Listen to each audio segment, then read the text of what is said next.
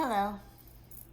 Hello, I'm Shelley, and I wanted to talk to you about your first neuro visit.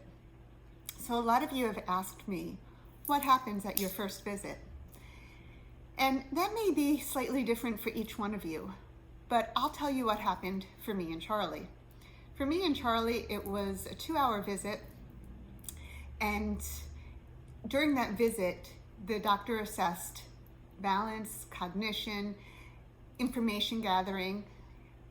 The doctor asked Charlie about his symptoms and how they progressed, and the doctor asked me about his symptoms and how I believed they progressed.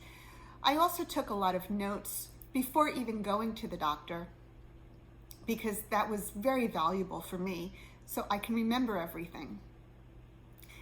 I kept a log of the symptoms, I kept a log of the medications, because the medications can complicate a diagnosis, especially if there are benzodiazepines or antipsychotics, which in our case there were. So we needed to find what were the medications and what really was the disease process. And the doctor needs to figure it out kind of like a puzzle. So the doctor did a longer than mini cognitive assessment. So the mini cognitive assessment was done over at the primary care, which likely yours was done over there as well. And the doctor did a longer than cognitive assessment at the office visit.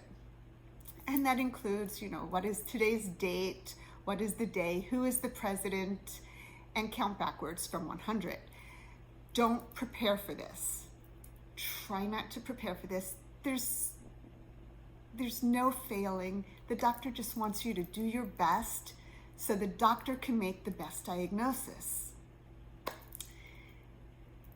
So with that said, you're not going to know anything definitive on that first day. You're going to walk away with probably a few appointments for testing. So practice patience. Practice patience a lot. Charlie and I had 6 months between the first appointment and the diagnosis. So we needed to practice a lot of patience. And there were weeks between all of the different tests. And that was okay. We didn't want the diagnosis right away.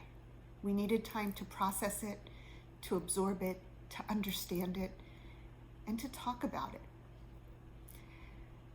Be a container for your loved one's emotions, and then allow someone else to be a container for your emotions.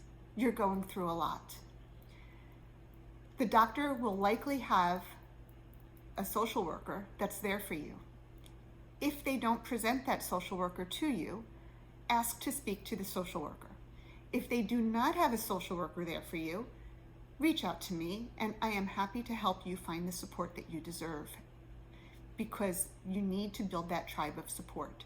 You need to have an outlet for your emotions, and your loved one cannot be that support because your loved one is going through so much. So there's a lot of value in being part of a support group and having other people that know what you're going through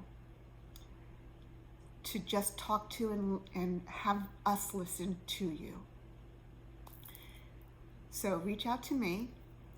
Charlie is also available to talk to your loved one if your loved one is diagnosed with Lewy body or Alzheimer's. And for right now, I wish you peace and compassion and just a joyful weekend. Thank you so much for this time. And if this served you well, please like, comment, and subscribe. Thank you.